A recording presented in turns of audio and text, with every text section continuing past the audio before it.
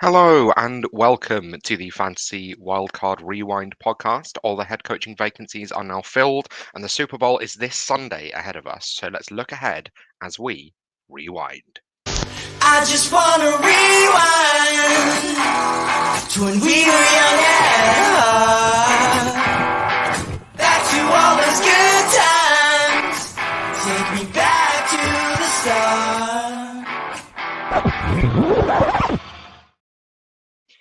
So, I'm delighted to be your host today. My name's Lewis, available on Twitter at Dynasty Pancake. And I would love to introduce you to my fellow co hosts. But unfortunately, it's just me today. Or I say unfortunately, obviously, as a listener or as a viewer across YouTube or watching the video on Twitter, you've probably been watching for the past year and thought, I really like this Lewis guy, but Paul and Hannah I actually find quite off-putting, and their teams are bad, and their analysis upsets me. And I would really like if we could just have Lewis on his own.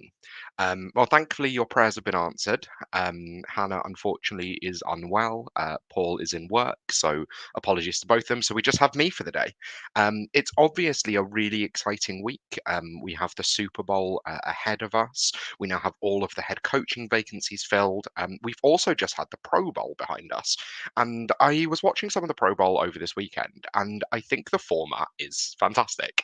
I was never a huge fan of the Pro Bowl game itself, as I think were all of the players who were in the Pro Bowl game.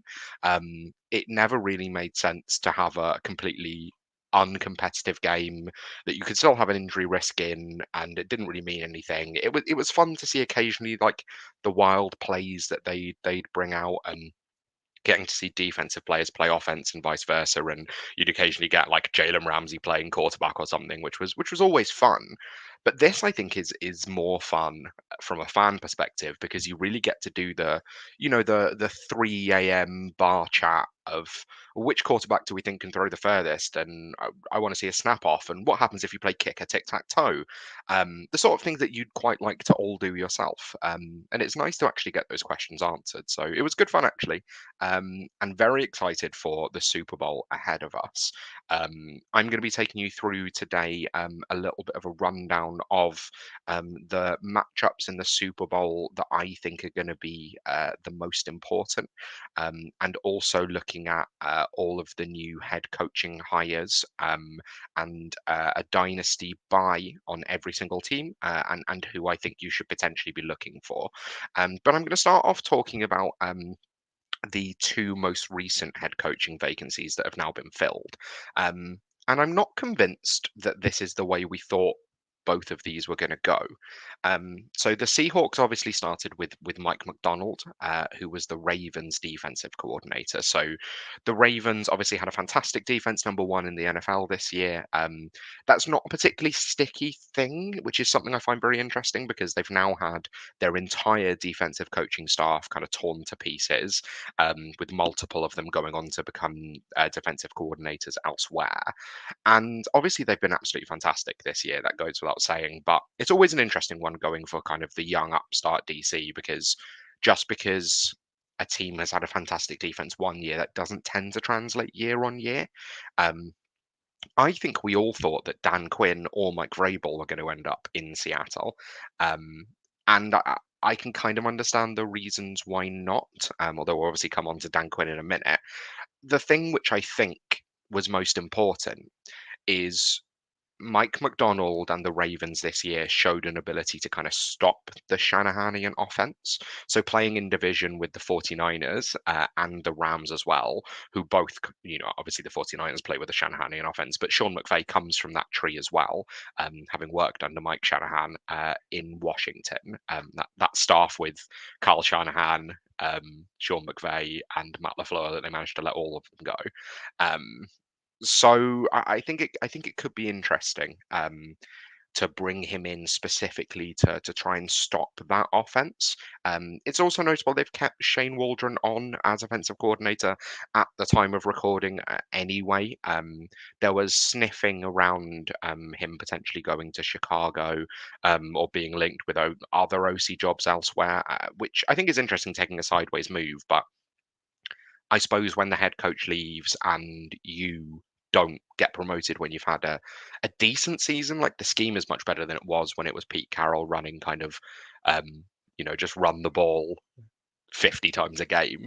But I can understand why you'd be looking elsewhere. But it really tells me that you're looking for continuity in Seattle this year, which I think is interesting given that the offense became a bit stale towards the end of the year. I know they went 9-7 and just about missed the playoffs, but I think we're going to be looking at a kind of run it back type system on offense. So for us, from a fantasy perspective, I wrote earlier this season about how I think Geno Smith could potentially be a trade candidate. He has no guaranteed money left on his deal currently, and could be available to go to one of the many quarterback needy teams in the league for a reasonable amount.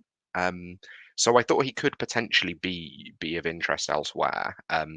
Yeah, if they traded him pre-June 1st, it would be a dead cap hit of 17.4 million, and a cap saving of 13.8, and the cap hit for a new team would be about 15 to 20 million for 2024. Um, and obviously he was the QB 19 this year, so it wasn't fantastic from a fantasy perspective and from a real NFL perspective. So I thought he could be moved on, but the chatter seems to be currently that they'll stick with Geno maybe just for this one last year. Um, Geno, I think, could potentially be of interest. I think if you wanted to buy Geno, the time to do it was probably a couple of weeks ago, when people like myself were theorizing that he could end up going. But I think he's probably the starter this year. I don't think the upside is hugely there.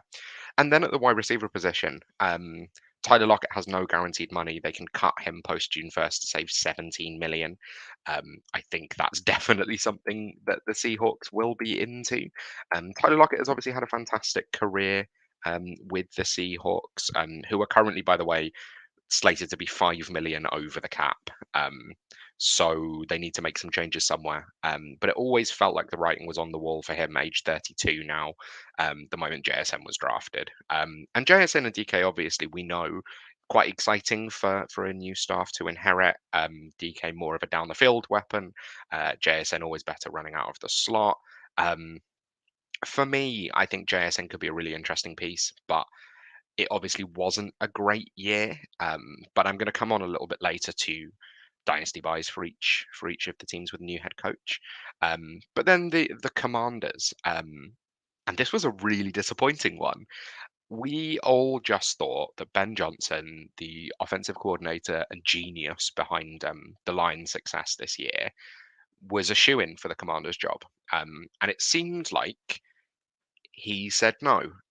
You're seeing a lot of conflicting reporting currently because obviously a team will want to save face. So the moment they hired Dan Quinn, the Cowboys DC, as their head coach, you're going to come out and say this was always our number one choice. But if that was true, why would you wait until after the Lions got knocked out of the playoffs to then announce that it's Dan Quinn? Like clearly you wanted Ben Johnson or maybe Aaron Glenn, but Ben Johnson seemed to be the obvious choice.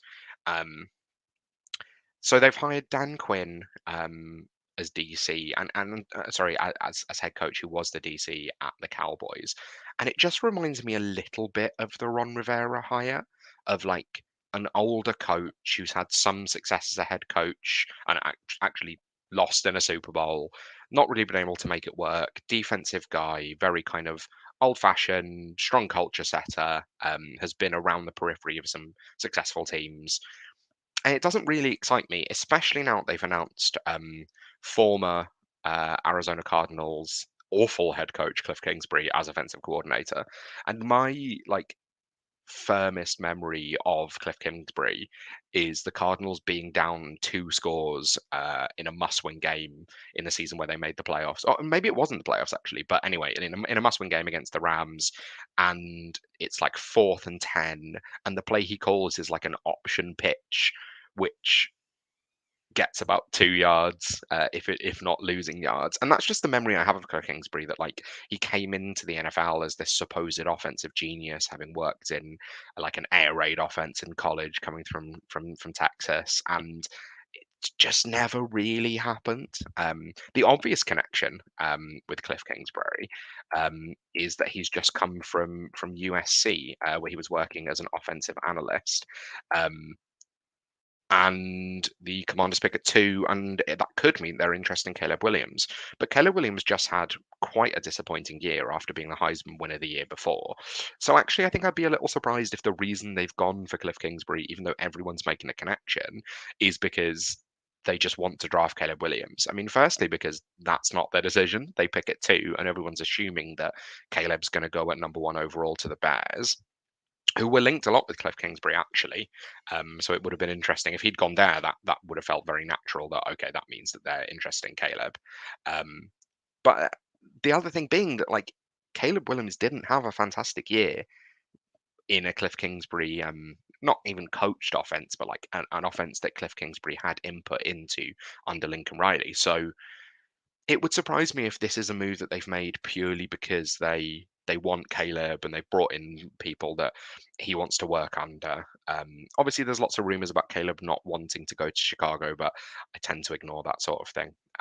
In terms of like the impact for the Commanders, I had spent a lot of the offseason so far, even though we're only a couple of weeks into it, really, saying you should go out and buy Terry McLaurin, you should go out and buy Jahan Dotson, like buy Logan Thomas at a discount, even Brian Robinson, Ben Johnson's going to come in.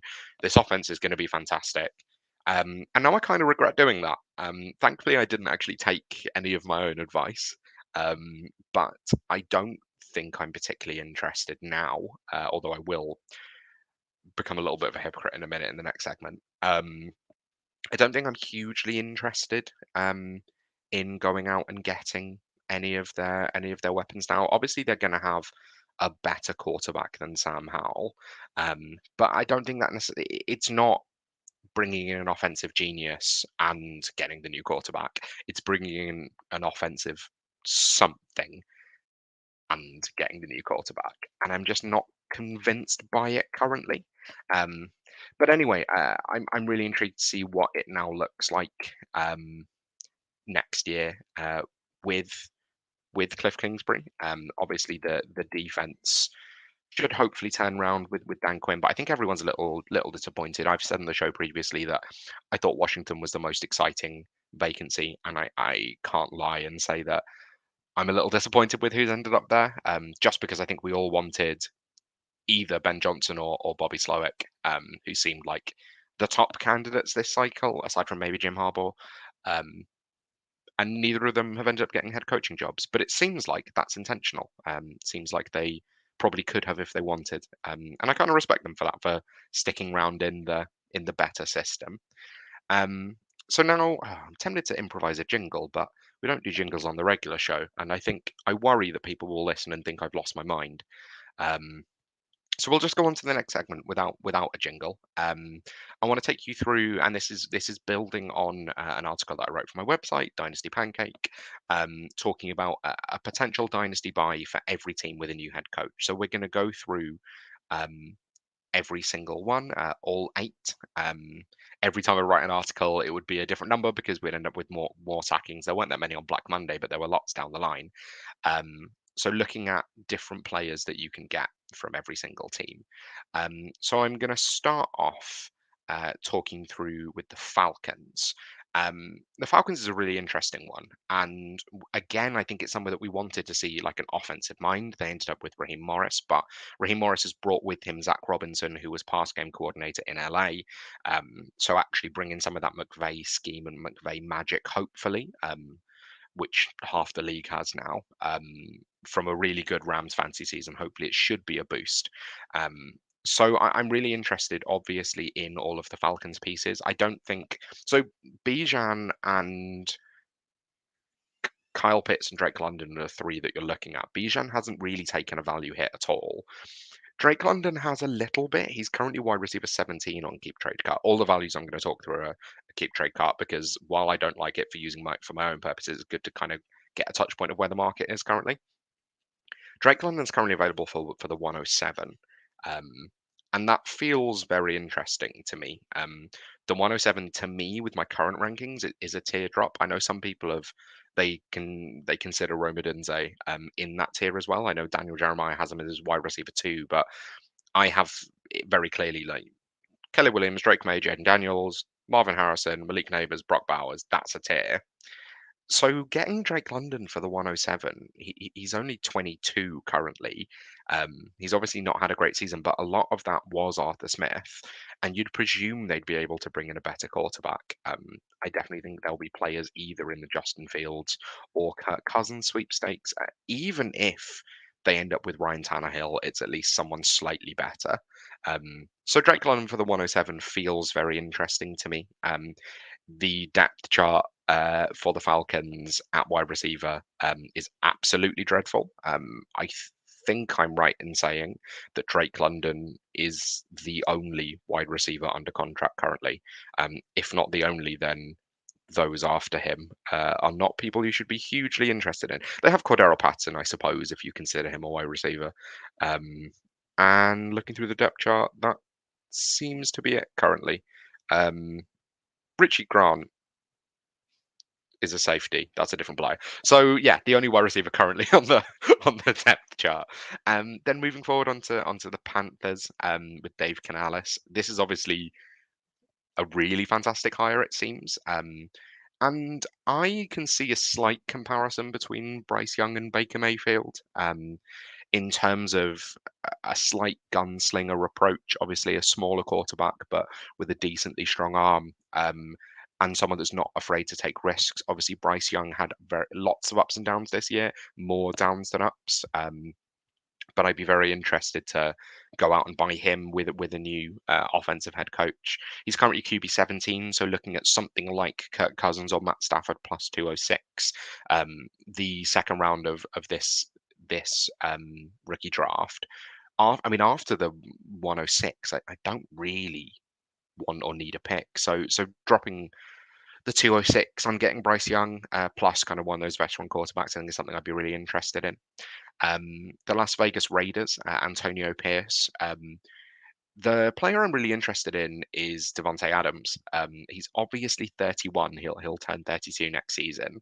But his 17 game pace from when Antonio Pierce was hired in week 9 would have seen him finish on 224 fantasy points, which would have been wide receiver 18 on the season. And if you remove the dud game against the Chiefs in week 16, if you take that as an outlier and remove it from the sample, it would have been a wide receiver 13 finish. You currently on Keep Trade Cart can get him for the 202. That feels very good to me. Obviously, when you get closer to draft time, buying veterans is a really good way to win your league. Like the amount of leagues where I've seen people go out and buy Keenan Allen for a second, or one of these older running backs for a late 2. Like if you got Alvin Kamara and Keenan Allen last year, you would have done very well, just because people want out of the older players. So Adams currently valued at the wide receiver 29. I would be very interested in. Then next up, the LA Chargers with Jim Harbaugh, which felt like it was always going to happen. Their cap is pretty awful right now. It's why when I was talking about this as an interesting vacancy, obviously they have the best quarterback. They're probably the only team with a sure thing at quarterback out of everyone. But in terms of the rest of the roster, like it's an aging roster, their cap is in an absolutely dreadful position. Um, they are currently the 4th worst cap position in the league, slated to be $45 million over the cap, which is pretty terrible. But the play that's interesting to me is Justin Herbert, obviously with a better offensive play caller and someone who should be able to kind of maximize him. And the trade that I've suggested is actually using Jordan Love, or I'd even be tempted to say CJ Stroud. You might be able to get something on top of Justin Herbert for CJ Stroud. But using one of these players that kind of hyped up right now off the back of last season, I think is really interesting to me. So Jordan Love in the 206 to get Justin Herbert, very interesting. The New England Patriots with Gerard Mayo, it is hard to find a fantasy player you would like on the Patriots. But someone's got to catch passes. I'm actually quite into Juju this offseason. But the player that I want to touch on is Pop Douglas, who had his rookie season finished with 49 catches for 561 yards, which is fine, but he was a sixth round pick, and no one really saw anything from him. Their depth chart currently, like they do still have Douglas, Juju, and Keishon Booty, who is Cheeks, and Tyquan Thornton, which is a bad receiving core, but all of them are kind of fine wide receiver threes, I guess. Like if any of them were the wide receiver three on your team, you'd be fine with it. Apparently, you can get Pop Douglas, who's currently the wide receiver 49, for a late two, the 211. And that's actually seen as a slight overplay on KTC. So I'd be very interested in him. They should hopefully be drafting Jaden Daniels with the 103, although it could be Marvin Harrison Jr., but they need to go and get a quarterback. So I'd be very intrigued to go and buy Pop Douglas relatively cheap. Next up, the Seahawks. So I spoke about JSN earlier.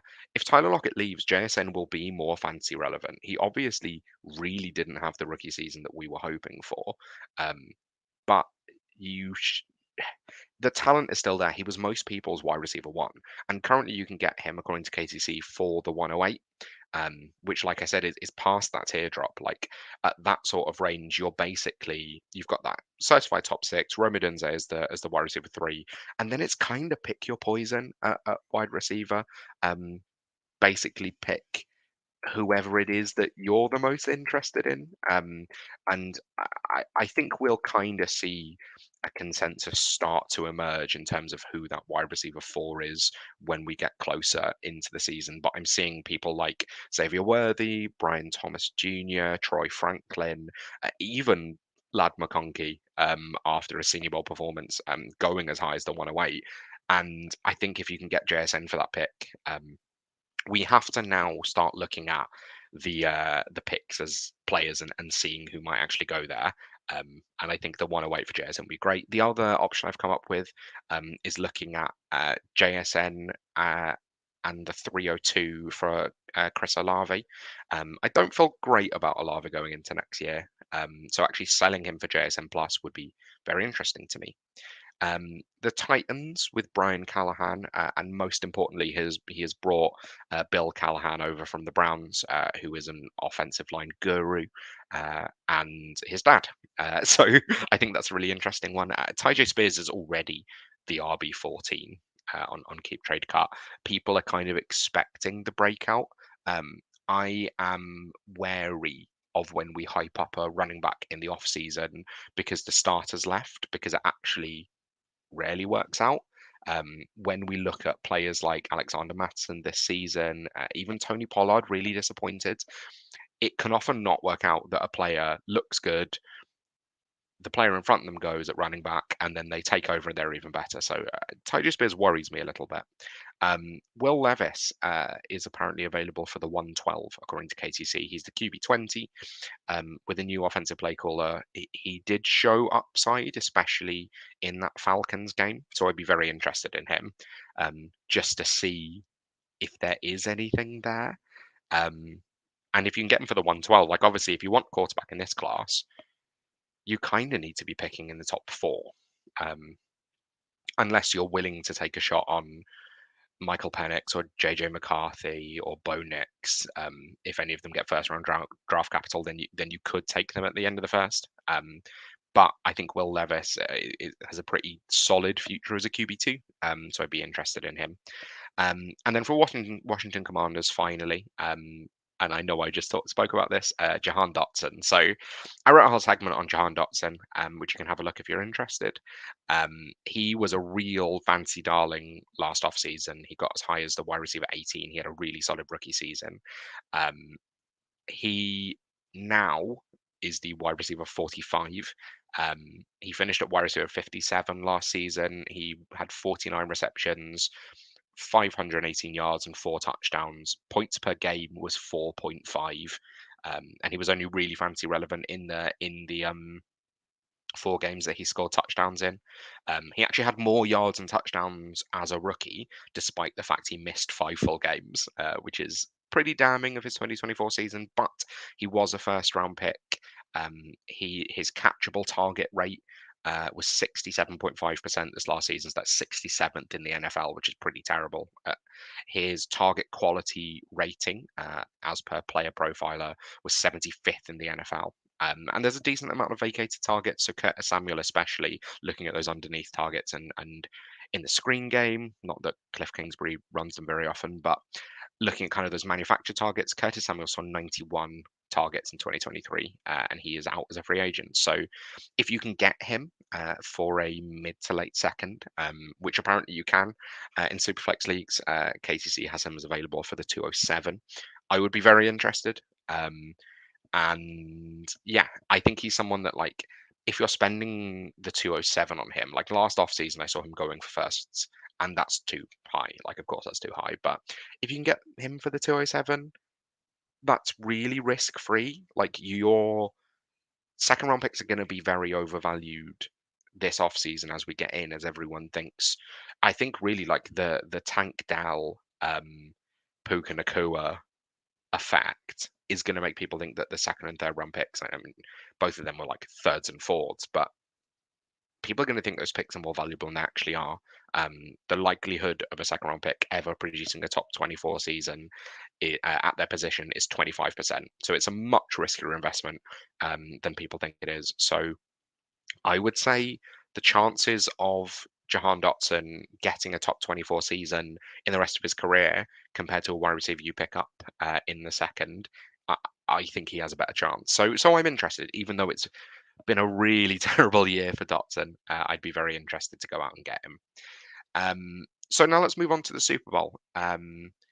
We obviously have the Super Bowl that no one wanted. So we've ended up with the 49ers Chiefs, which is a repeat of the Super Bowl a few years ago. So 2021, the year before the Rams Super Bowl. I just have to bring it up any opportunity that I can. And it's the one that no one really was looking for. People wanted the Lamar Jackson story to end in, you know, him getting the recognition he deserves. People wanted the Lions to finally win that Super Bowl, one of the teams that have never won one. And they you know, they had a fantastic season. They found themselves a couple of scores ahead against the 49ers and managed to mess it up. People really didn't want to see Patrick Mahomes back in the Super Bowl again, and it's happened because Patrick Mahomes is undeniable. But I want to look at some of the matchups which I think are going to be key to this game. So it's currently opened at an over-under of 47.5 with the 49ers favourites. I think people look at this and they go, well, you've got Patrick Mahomes and Travis Kelce on one side. Rashee Rice has really broken out. On the other side, you've got, you know, these unbelievable weapons, Debo, Brandon Ayuk, CMC, George Kittle, and Brock Purdy, who at one point was the MVP favourite, even though I don't think he's very good, but we'll come on to that in a minute. And people think, you know, this is going to be an offensive masterclass. I really don't think it is. I think the pass defense on both sides is actually fantastic. And I think it could be a slower and more frustrating game than we think. The Chiefs obviously have really put it together once they hit the playoffs, because that's what good teams do. It doesn't matter what you do in the regular season as long as you make the playoffs, in the same way that you can win fantasy leagues from the 6th seed, which I've done a couple of times this season. It doesn't matter as long as you get in. So we'll start off with the Chiefs. They went 11-6. They finished in the 3 seed. Everyone knows the story of kind of, well, no one can catch, and Mahomes is having a down year, and Travis Kelsey's washed, and then they get to the playoffs, and none of it matters. You had MVS catching a really important pass. Travis Kelsey has had more yards in the first 2 games of the playoffs than he had in like the last 4 games of the regular season. They just know how to put it together when it comes down to it. And I just don't think you want to go against Mahomes, even though the Ravens were kind of the hottest team. I think if you're the 49ers, you will have wanted the Ravens to make it to the Super Bowl just because Patrick Mahomes is the best player in the NFL and you don't want to face him. On the other side, the 49ers went 12-5. They had a mid-season losing streak of 3 games when we were all hoping, I mean, me as a Rams fan, we were all hoping that that was going to be it for them. But then they really turned it around, finished very hot, obviously securing the 1 seed. And then it feels like the playoffs haven't been as easy as we would expect them to be. So against the Packers and the Lions, they trailed in both games, and then managed to piece it together based off obviously the fourth downs from the Lions, which we've heard about a lot from Dan Campbell, and then from the very important pick from Jordan Love. But the 49ers seem very beatable. I'm trying not to bring my bias into this because I obviously will be rooting for the Chiefs because I can't see the 49ers win a Super Bowl. But I'm not sure the 49ers have played the way that we expected them to in the last couple of games. I think we easily could have seen the Packers knock them out. I think the Lions should have knocked them out. I think it almost was more difficult for them to not by the way they managed to throw the game away. And you'll give credit to them for managing to come back. It's obviously very impressive. And people talk a lot about Brock Purdy, and I think because of the position he was picked, when we can never forget about draft capital. Like I was talking about JSN earlier and Jahan Dotson earlier, and I still mentioned, even though Jahan Dotson's going into year 3, he was a first round pick. And Brock Purdy, people are never going to forget he was Mr. Irrelevant, which they shouldn't because it's an amazing story. But the fact that he was never supposed to be the guy makes us still convinced that he's not the guy. And he actually, he led the comeback drive. He put the team on his back and he played really well. And he can do that. I just worry about it going into this game. So we'll kick off talking about that actually. So Brock Purdy versus the Kansas City pass defense. So KC has one of the best secondaries in the NFL, and the pass rush is really coming together as well. So Chris Jones, obviously a huge part of that, as one of the best defensive tackles in the game. L'Jarius Sneed has been unbelievable playing at an All-Pro level, and was an All-Pro selection. And I can see the KC pass defense actually taking advantage of Brock Purdy. So in the NFL this season, he actually had the 10th highest rate of turnover worthy throws, with 21. And he, in the postseason, has had 3 dropped interceptions and he's only had 79 dropbacks. We've seen quite a few times 49ers weapons and receivers having to play DB and having to kind of swat passes away from defensive backs. And I can see Casey actually catching one of them. Brock Purdy has had incredible luck with turnover worthy plays not becoming turnovers and then being able to figure it out from there. And obviously he has the best weapons in the NFL around him. I don't think it's even debatable. Maybe between the 49ers and Miami, but he has incredible weapons around him. So he's been able to piece it together. But I'm just not convinced that luck is going to keep going. In his first 2 games in the playoffs, Purdy completed 61% of his passes, an 87.7 QBR, which isn't fantastic. So with KC having the best secondary that he's faced, like the line secondary is actively bad, and he still didn't play hugely well against them. So I'll be very interested to see how that works. I don't think it's going to go hugely well. The area which I do think could go quite well is the 49ers rushing game. Now, obviously, CMC is CMC. Kyle Shanahan is Kyle Shanahan. Like, if they want to run the ball, they'll run the ball. The Chiefs allowed an average 4.6 yards per carry, which is pretty high, and 113 rushing yards per game. But actually, the more important bit is when you look particularly at the scheme side of things. So the 49ers led the NFL in inside and outside zone runs this season. Obviously, the Shanahanian offense really working off a zone run game. And on those runs, CMC led the NFL in yards after contact, and touchdowns at ridiculously high rates. If you look back at this season, the Chiefs faced the 7th most zone runs, and they conceded 1,256 rushing yards, 774 after contact, and 5 touchdowns. So they're not great, particularly against the scheme that the 49ers run. So I think it could be very interesting. And I think CMC, I take the over on his rushing line, even though I imagine it's like 98.5, because I think this is going to be a game you're going to have to rush the ball in. On the flip side of that, I think when you think about the 49ers, you think of the big front seven, and you think about the fact that they're going to be a very hard team to run on, they really weren't this season. So if you look particularly at fantasy points against, and then look a little bit deeper into some of the numbers. I mean, fantasy points against, they actually did pretty well. But if you look at the rushing success rate in the regular season, they conceded the ninth highest rushing success rate. And then also from weeks 1 to 11, they held opponents to 4 yards per carry. In the 2 games they faced in the playoffs, it was 5.6 yards per carry and 159 rushing yards per game. Now, obviously, the Lions' rushing game is fantastic. Their offensive line is amazing. The Chiefs could be without Joe Tooney, which could be a big issue, and their rushing game isn't as good as the Lions.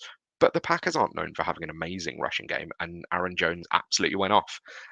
So I think it could really be interesting seeing the way that different teams are able to thrive on the ground against the 49ers. To me, I think we're all going to go into this looking at Travis Kelce and Brandon Ayuk and Deebo Samuel and Rashee Rice and George Kittle, and looking at this being like a huge game through the air. I think Travis Kelce will get his because I think he just always does in the playoffs. But I think this is going to be a game that's won on the ground more than anything else. So to me, I think I'm probably taking the Chiefs, which if it was anyone but the 49ers would be quite sad, because I don't think you want to see the Chiefs win another Super Bowl unless you're Mags, unless you're a Chiefs fan. But I just can't bet against Mahomes and Kelce in the playoffs. It's just not something that I'm willing to do. I think I'm really interested in, and I know this is kind of a moot point, but CMC and Pacheco in DFS are the pieces that are of most interest to me. And I think definitely like CMC, Super Bowl MVP, could be of interest.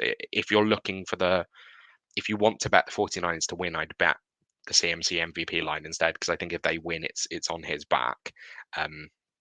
If the Chiefs win, Mahomes will be the MVP. It doesn't matter about anything else. It doesn't matter if he throws multiple picks. He'll win MVP. But I'm very interested. I'm very excited for this weekend. I haven't taken the day off on work on Monday, but I'll suffer through it because I can work from home. So it'll be all right. So that's a relatively quick one for today, just because I am obviously on my own. I hope you've enjoyed listening.